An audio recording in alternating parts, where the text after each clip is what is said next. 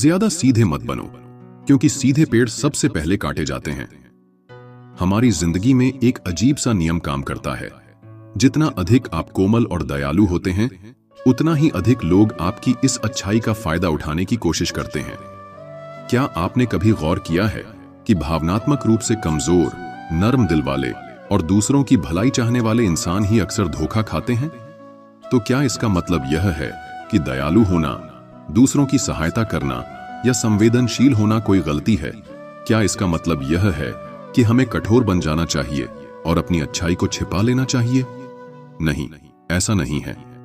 भावनात्मक करुणा और संवेदनशीलता इंसान का सबसे बड़ा गुण है। यह वह जड़ है जहां से प्रेम, दया और आध्यात्मिकता का पौधा पनपता है। प्रेम जो आत्मा की गहराई से आता है, किसी साधना से कम नहीं। लेकिन समाज में अच्छा इंसान बने रहना, अपनी कोमलता और करुणा को बनाए रखना और साथ ही अपने आप को दूसरों की धोखेबाजी से बचाना एक चुनौतीपूर्ण कला है।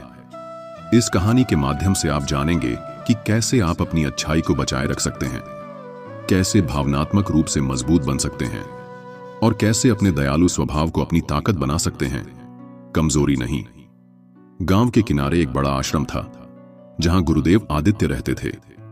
वे न केवल बच्चों को शिक्षा देते थे, बल्कि जीवन जीने के गूढ़ रहस्य भी समझाते थे। एक दिन एक परेशान युवा उनके पास आया। युवक ने कहा, गुरुदेव, मैं जीवन से हार चुका हूं। मैंने हमेशा दूसरों की मदद की, उनके लिए अच्छा सोचा, पर बदले में लोगों ने मुझे धोखा दिया। अब लगता है कि सच्चाई और अच्छाई बेकार है। क्या मुझे बदल जाना चाहिए?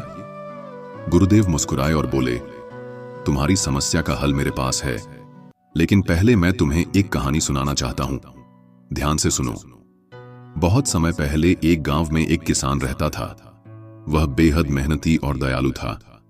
एक दिन उसने देखा कि उसके खेत में एक घायल पक्षी गिरा पड़ा है। किसान को उस पर दया आई। उसने उसे उठाया, घर लाया और उसकी देखभाल शुरू की। कुछ दिनों बाद पक्षी पूरी तरह ठीक हो गया। पक्षी ने किसान से कहा, तुमने मेरी जान बचाई है, बदले में मैं तुम्हें एक तोहफा देना चाहता हूं। ये छोटा सा पत्थर लो। जब भी तुम किसी कठिनाई में हो, इसे देखना, ये तुम्हें रास्ता दिखाएगा।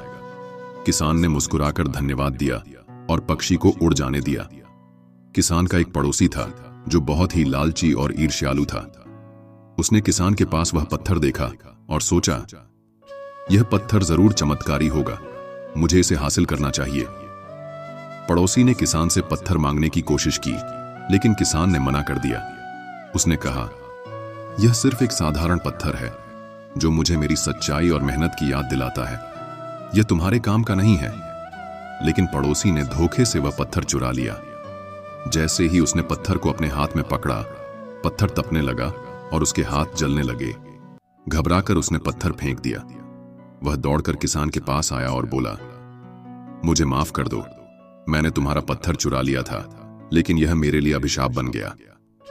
किसान ने शांतिपूर्वक कहा, यह पत्थर चमत्कारी नहीं है, यह सिर्फ एक प्रतीक है जो मुझे सिखाता है कि सच्चाई और मेहनत ही जीवन का आधार है। यदि कोई इसे गलत इरादों से छुएगा तो यह उसके लिए अभिशाप ही बनेगा। गुरुदेव ने कहानी खत्म की और युवक से पूछा, अब तुम बताओ, इस कहानी से तुम्हें क्या समझ में आया? युवक ने कहा, शायद यह कि सच्चाई और मेहनत का कोई विकल्प नहीं है, लेकिन फिर भी लोग तो अच्छे इंसानों का फायदा उठाते हैं। गुरुदेव ने मुस्कुराते हुए कहा, तुम सही कह रहे हो, पर याद रखो, दुनिया में अच्छाई और सच्चाई का मार्ग कठिन है। लोग तुम्हारा फायदा उठाएंगे, तुम्हें गिराने की कोशिश करेंगे, लेकिन इसका मतलब यह नहीं कि तुम अपने रास्ते से भटक जाओ। गुरुदेव ने उसे 4 महत्वपूर्ण बातें समझाईं। 1. भावनात्मक रूप से मजबूत बनो।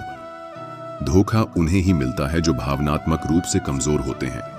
लोग उनके दयालु स्वभाव का फायदा उठाते हैं, इसलिए अंदर से दयालु रहो, पर अपनी कमजोरी किसी को मत दिखाओ। 2. जल्दी भरोसा मत करो। किसी भी इंसान पर जल्दी विश्वास मत करो। हर रिश्ते को समय दो। समय के साथ तुम्हें पता चलेगा कि सामने वाला इंसान कैसा है। 3. दिखावा मत करो। जिन्हें तुम्हारी चापलूसी करनी होगी, वे तब तक करेंगे जब तक उन्हें तुमसे कुछ चाहिए। अगर तुम दिखावा नहीं करोगे तो वे तुम्हारे पास आने का कारण ही नहीं ढूंढ पाएंगे। 4. समझदारी से मदद करो, सहायता करो, लेकिन अपनी क्षमता और समझदारी से। ऐसा ना हो कि तुम्हारी मदद तुम्हारे लिए ही बोझ बन जाए। मदद हमेशा सोच समझकर करो। गुरुदेव ने अंत में कहा, याद रखो, सच्चाई और कर्म के मार्ग पर चलना कठिन जरूर है, लेकिन यही मार्ग तुम्हें सच्ची शांति और सफलता देगा।